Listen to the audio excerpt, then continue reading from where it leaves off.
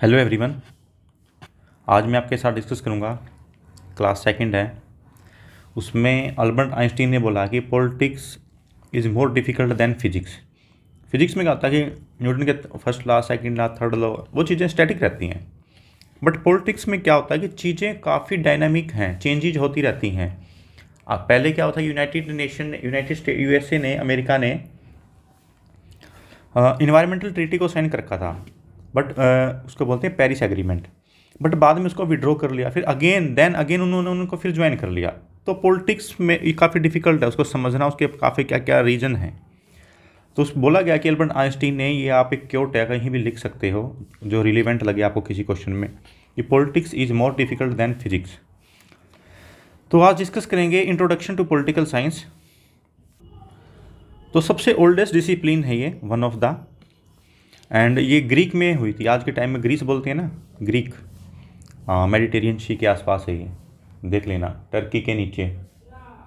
तो टर्की के left side में थोड़ा जो एरिया है, मैं आपको आगे मैप में दिखाऊंगा। ग्रीस में इसका ओरिजिनेशन हुआ था। इसके फादर का मतलब क्या था कि उन्होंने इसके बारे में काफ़ी अच्छी थ्योरीज दी हैं, जिनके ऊपर पूरी पॉलिटिकल साइंस का कहीं ना कहीं रिलीवेंस है। तो इसके फादर हैं अरिस्टोटल। इसको आपको इमेज देखना, इमेज से आपको याद रहेंगे, क्योंकि एट द एंड आपके 150 to 2 पर्सन या थिंकर आपको उनके नाम रखना मुश्किल हो जाएगा। अगर आप उनकी इमेज देखते हो, आपके घर में लगाते हो प्रिंट आउट करके, तो आपको ईजी हो जाएगा कि अरिस्टोटल ने क्या क्या बातें बोली थी। तो आपको या तो स्क्रीन शॉट लेके अपना एक मोबाइल में या लैपटॉप में अलग से सेक्शन बना लें इमेजेस का। तो Aristotle called the political science as master science.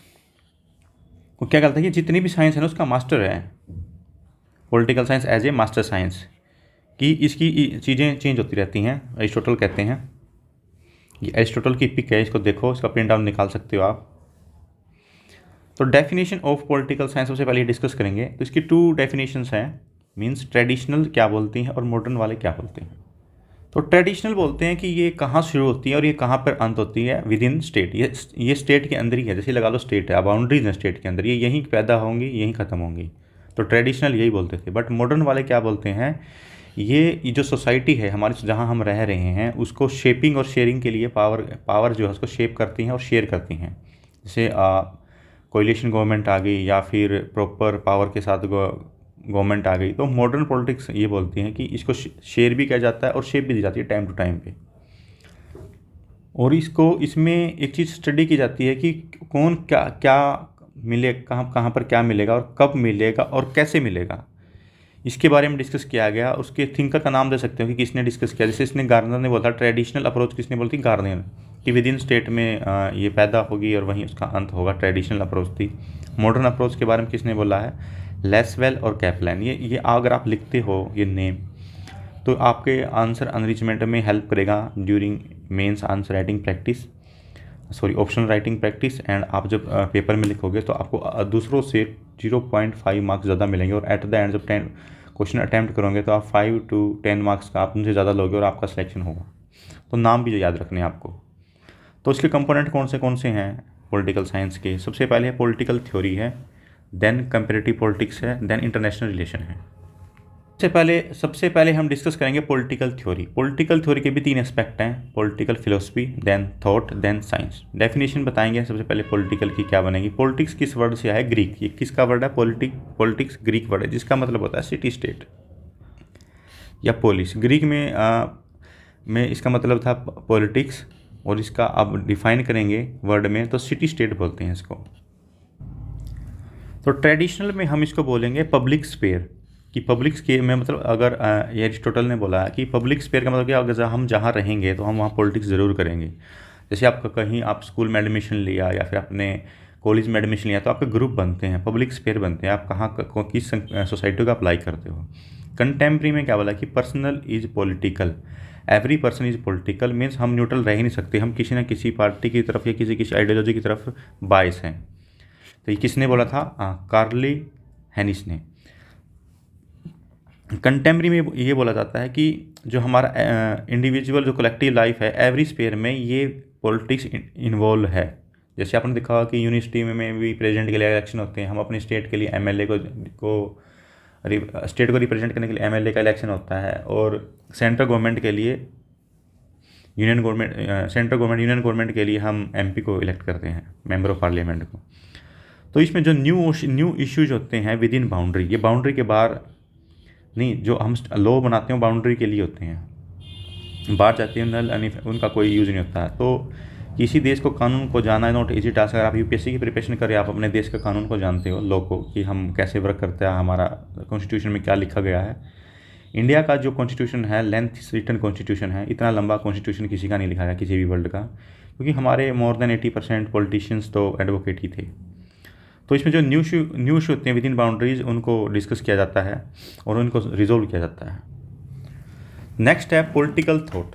Political thought में क्या क्या डिस्कस करेंगे, जो हमारी ह्यूमन कैपेसिटी है सोचने की कि हमारी लाइफ कैसे बेटर हो, तो उसकी जो बेसिक टर्मिनोलॉजी हम उसको डिस्कस करेंगे। उसके लिए लैंग्वेज पॉलिटिकल साइंस में क्या क्या यूज़ की जाती है, टर्मिनोलॉजी क्या क्या यूज़ की जाती हैं, जैसे इक्वालिटी है उसका मतलब क्या है, जस्टिस का मतलब क्या है, तो हम उसके बारे में जो पॉलिटिकल थॉट है उनके बारे में इंक्वायरी करते हैं, इंटरप्ले करते हैं of science and politics, ethics and politics. Ethics क्या होता है कि what is right what is wrong. Politics में क्या आता है कि हम डिस्कस करते हैं चीज़ों को, उनका सॉल्यूशन निकालने के लिए जो भी प्रेजेंट प्रॉब्लम्स हैं, तो इंक्वायरी करते हैं with the help of ethics and politics, उसको पॉलिटिकल थॉट बोला जाता है। तो ट्रेडिशंस में पॉलिटिकल थॉट कौन से हम डिस्कस करेंगे। वेस्टर्न पॉलिटिकल थॉट हो गया, इंडियन पॉलिटिकल थॉट्स हैं, चाइनीज़ के क्या क्या थॉट्स हैं जो वहाँ के थिंक करती है, अफ्रीकन के क्या क्या हैं, इन चारों को हम डिस्कस करेंगे इन फ्यूचर आगे।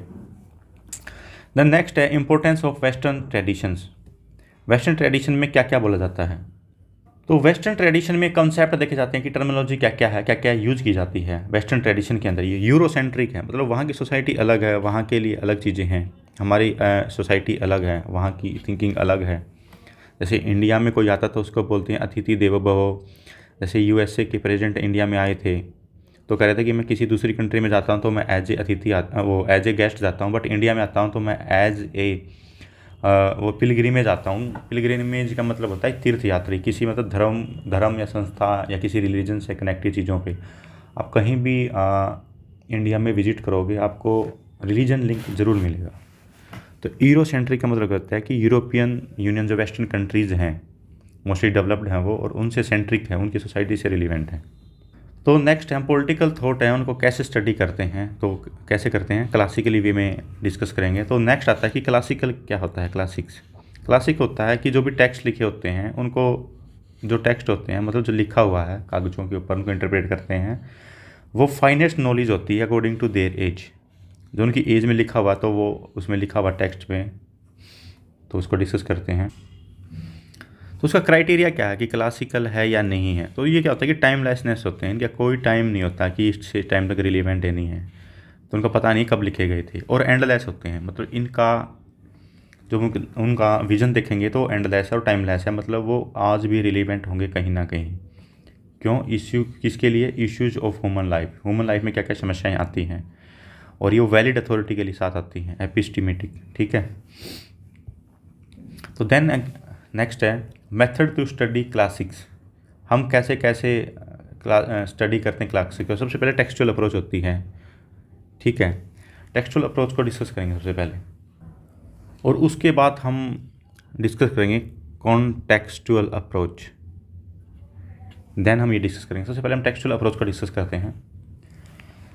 टेक्सचुअल अप्रोच में ये होता है कि जो टेक्स्ट लिखे गए हैं, जो पुराने संग्रहालय हैं जो हमें मिले हैं, जैसे कि किसी माउंटेन के ऊपर लिखा हुआ है या कहीं पे लिखा हुआ है, जैसे सारनाथ के स्तंभ पे लिखा हुआ है इंडिया में, तो उसको इंटरप्रेट किया जाता है कि उसको समझा जाता है लिटरली क्या लिखा हुआ है, और अंडरस्टैंड किया व्हाट इज़ बीइंग सेड, वो क्या कहना चाहते थे और वो अब क्या कह रहे हैं, मतलब क्या कहना चाहते थे उस टाइम, ये ईजी नहीं आएगा, व्हाट वाज बीइंग सेड। तो उसमें जो स्पीकर है वो क्या कहना चाहते हैं और क्या रिप्रेजेंट करना चाहते हैं, और उसको उसमें रिकॉग्नाइज किया गया है। और ये ऑटोनॉमी होती है, किसी का नाम ना छापना, कि मतलब खुद के विचार होते हैं। जो टेक्स्ट वो क्या होते हैं कि वो खुद में ही अंडरस्टैंड करने के लिए बने हैं, कोई हमें समझाता नहीं है, कि हम खुद समझते हैं। और वो सोल अथॉरिटी होते हैं कि मतलब उसको काउंटर डिफेंड करने के लिए सही है गलत कोई होता नहीं है, तो हम उनको मानना पड़ता है। तो कि पीछे ये चल रहा था, तो उसको कोई no need to study anything beyond text. तो स्टडी के बियॉन्ड हम स्टडी नहीं करते, जो लिखा हुआ वो लिखा हुआ है और उसको हम मान लेते हैं कि ऐसा होता होगा। जो फिर टेक्सचुअल है वो क्या है, इटर्नल है, अनश्वर है, यूनिवर्सल इश्यूज़ के लिए हैं और टाइमलेसनेस है। टाइमलेस है, ये भी पता नहीं कब लिखे गए थे, उनका अब भी आज ना कहीं रिलीवेंट है, आप देखोगे इन फ्यूचर, अब मैं आपको पढ़ाऊँगा। और सॉल्यूशंस भी फाइंड किए जाते हैं, तो उस टाइम की जो प्रॉब्लम थे उनके लिए बेस्ट थे वो। जो एंड्रयू हैकर होते हैं, एंड्रयू हैकर क्या बोलते हैं, अकॉर्डिंग टू हिम क्या बोला जाता है कि जो ग्रेट बुक्स हैं वो टाइमलेस हैं, उनका कोई टाइम नहीं है, उनका आज कहीं भी आज भी रिलीवेंस है और हम काफ़ी लॉन्ग वे के लिए वो हमारे पास आज भी हैं for solving the problem of today, वो आज की प्रॉब्लम भी सॉल्व करती हैं। ठीक है, तो उनका क्या है कि यूनिवर्सल एप्लीकेशंस हैं। तो आपने थिंकर का नाम भी क्योट करना है कि उन्होंने बोला, आप इसकी इमेज गूगल से डाउनलोड करके अपने रूम में लगाइए। ठीक है, कि एंड्रयू हैन, इसको इसके बारे में इसका थॉट भी लग सकते हो ये वाला कि great books are timeless and go long way in solving the problem of today. जबकि लुकिए, जैसे आप देखोगे चाणक्य के विचार आज भी कहीं ना कहीं रिलीवेंट हैं, उन्होंने काफ़ी चीज़ों को डिटेल में बताया गया है। तो देन है, नेक्स्ट है जो लियो स्ट्रॉस है, वो क्या बोलते हैं, वो ये बोलते हैं कि जो टेक्स्ट हैं वो मीनिंगफुल हैं, मतलब मीनिंगफुल साइलेंस में है, वो बोलते नहीं हैं बट वो बहुत कुछ बोलते हैं और उनकी जो लाइन है, एक लाइन की दूसरी लाइन के बीच में जो मीनिंग है उसको हमें समझना चाहिए। और जो प्लेटो ने भी उनकी एक बुक थी द रिपब्लिक प्लेटोज, उन्होंने भी अपने रिपब्लिक बुक में लिखा हुआ है। तो उसमें आप एग्जांपल के तौर पे क्योट कर सकते हो कि टेक्स्ट अप्रोच में हम क्या होंगे, प्लेटो ने लिखा था, क्या लिखा था, रिपब्लिक बुक, उनकी ये बुक का नाम है। तो ठीक है, इसको याद करना, ये मोस्ट इंपॉर्टेंट कंसेप्ट है। प्लेटो वर्क था द रिपब्लिक, ये टेक्सचुअल अप्रोच में आएगा। ठीक है, तो देन आ गया कंटेक्चुअल अप्रोच। कंटेक्चुअल अप्रोच के बारे में डिस्कस करेंगे। तो इसमें लास्की ने बोला गया सबसे पहले क्या कि कंटेक्चुअल अप्रोच के बारे में लास्की को क्योट करेंगे। उन्होंने बोला है कि no political idea is ever intelligible save in the context of time. जो कोई भी पॉलिटिकल आइडिया है ना, वो सेव करता है हमारे टाइम को कि ऐसे हुआ था और उनके क्या क्वेश्चन थे। जो एवरी थिंकर है वो अपने समय का बच्चा है, चाइल्ड है। Every thinker is the child of his time, कि लास्की की ये सबसे इम्पोर्टेंट क्योट है। जैसे हमारे पेरेंट्स हैं, उनका थॉट प्रोसेस अलग है, अब न्यू जनरेशन आ रही है, उनका थॉट प्रोसेस अलग है। फॉर एग्जांपल, जैसे मेरे पेरेंट्स के टाइम में गवर्नमेंट जॉब को काफ़ी प्रेफरेंस दी जाती थी, बट आज के टाइम में प्राइवेट सेक्टर में काफ़ी अच्छा स्कोप है, अच्छा इंक्रीमेंट है as compare to government job. And आज आप देखोगे ग्लोबलाइजेशन का मॉडल है, इंडियंस की काफ़ी सारी पॉपुलेशन इमिग्रेशन की तरफ ध्यान दे रही है, वेस्टर्न कल्चर की तरफ अट्रैक्ट हो रही है, इतने सारे आइलेट्स के कोचिंग सेंटर खुले हुए हैं। तो एवरी थिंकर जो है वो अपने समय का एक बच्चा है, वो अपने बारे में डिस्कस करता है, अपने बारे में उसके टाइम में जो भी हिस्टोरिकल एस्पेक्ट थे उनके बारे में लिख के बताता है। और ये contextual approach is better than textual approach. उसके पीछे रीज़न क्या है, क्योंकि कंटेक्चुअल अप्रोच उसको बेटर अंडरस्टैंड करते हैं, क्योंकि उसके पीछे रीजन्स बिहाइंड होता है टेक्स्ट के पीछे। ठीक है, क्योंकि ये बिगर पिक्चर शो करता है, क्योंकि हम इसको लिखते नहीं है just right on the paper, on something right on paper, but हम इसमें क्या करते हैं कि रोल इन पार्टिकुलर टाइम, इसका रोल था पर्टिकुलर टाइम में उसको, और जो इवेंट थी। तो कंटेक्चुअल अप्रोच क्या है, बिगर अप्रोच और बेटर अंडरस्टैंड करती है as compare to textual approach. क्योंकि हम इसमें क्या कंटेक्चुअल अप्रोच में क्या करते हैं कि हम जो बैकग्राउंड है ऑथर का उसको डिस्कस करते हैं, उसके पीछे जो हिस्टोरिकल इंटेलेक्चुअल कंटेक्स्ट है उसको डिस्कस करते हैं। ठीक है, और उसमें जो है जो टेक्स्ट है उसका रिस्पॉन्स देखते हैं, रिस्पॉन्स टू समथिंग एल्स। जो लगा लो कि बुद्धा जी ने बोला कि मिडल पाथ, तो उसके पीछे रिस्पॉन्स हमारे थिंकर क्या बोलते हैं कि ये सही है, क्योंकि हम एक्सट्रीजम की तरफ जाएंगे या लगा लो मिडल पाथ का। मैं आपको एग्जांपल देता हूँ, एक मॉडल है यूएसए का कैपिटलिस्ट मॉडल, एक लगा लो रशिया का यूएसएसआर का सोशलिस्ट मॉडल। ना तो ये सही है, इसमें क्या हुआ कि डिवीज़न हो गया इसका काफ़ी सोशलाइजेशन की तरफ करने की वजह से। और यूएसए का क्या है कि काफ़ी साइकोलॉजिकल प्रॉब्लम वहाँ की सोसाइटी में, काफ़ी मतलब प्रॉफिट ओरिएंटेड सोसाइटी है। बट इंडिया क्या कि मिडल पाथ है, दोनों का मिक्स किया जाता है, प्राइवेट प्लस में गवर्नमेंट सेक्टर, ताकि एक हेल्दी कंपटीशन हो पाए। तो उन्होंने मिडल पाथ दिया था, तो उसमें क्या होता है कि उसमें रिस्पॉन्स समथिंग एल्स भी उसके बारे में रिस्पॉन्ड करता है। टेक्सचुअल अप्रोच में उनके विचारों का काउंटर पॉइंट नहीं लिखा जाता, बट कंटेक्चुअल अप्रोच में उसके अगेंस्ट व्यूओं को डिस्कस किया जाता है। इसमें थिंकर होते हैं अलग अलग उसको डिस्कस करने के लिए। तो इसलिए क्या है कि इंटेलेक्चुअल मूवमेंट है उनके टाइम के लिए और अर्लियर टाइम के लिए। तो ये था कंटेक्चुअल अप्रोच। देन स्किनर क्या बोलते हैं टेक्स्ट के बारे में, जो आइडिया होते हैं हमारे वो किसका पार्ट होते हैं, ह्यूमन हिस्ट्री का, कि हमारे पास्ट कैसा रहा और प्रेजेंट कैसा है।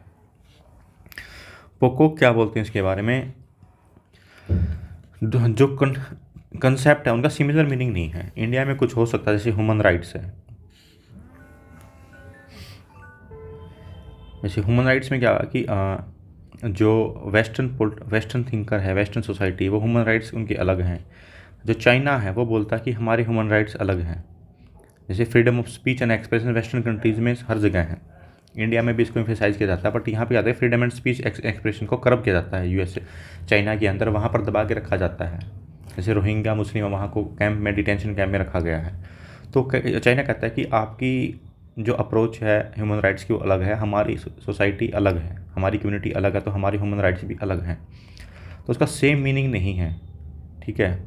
तो ये बताया गया है। तो आगे है क्रिटिसिज्म करेंगे हम कंस्ट्रक्चुअल अप्रोच का, क्योंकि नेगेटिव पॉइंट भी हमें बताना होता है यूपीएससी के अंदर, पॉजिटिव बातें नहीं करनी होती, रियल पिक्चर भी डिस्कस करनी होती है। क्रिटिसिज्म में आएगा कॉन्टेक्चुअल अप्रोच में। तो इसके सबसे पहले ये यूज़ है कि हम कॉन्टेक्चुअल अंडरस्टैंडिंग इम्पोर्टेंट है, तो हम टेक्स्ट को क्यों पढ़ते हैं, क्योंकि जो कॉन्टेक्चुअल है वो काफ़ी अच्छे से एक्सप्लेन कर पाता चीज़ों को। उसमें टेक्स्ट में हम समझते हैं कि क्या लिखा है, बट उसमें कॉन्टेक्स्ट में हम एक्सप्लेन करते हैं चीज़ों को। जैसे मिडल पाथ, वो पढ़ लिया हमने मिडल पाथ है, बट उसमें कॉन्टेक्स्ट में क्या करेंगे, मिडल पाथ में एक्सप्लेन करेंगे ये क्यों इंपॉर्टेंट है, इसका क्या रिलीवेंट है, ठीक है। तो जो कॉन्टेक्चुअल अप्रोच है, जो कॉन्टेक्चुअल अप्रोच है वो काफ़ी रिलीवेंट है और मीनिंगफुल भी है एज कम्पेयर टू टेक्सचुअल। तो ये था आज का डिसीजन। Thank you.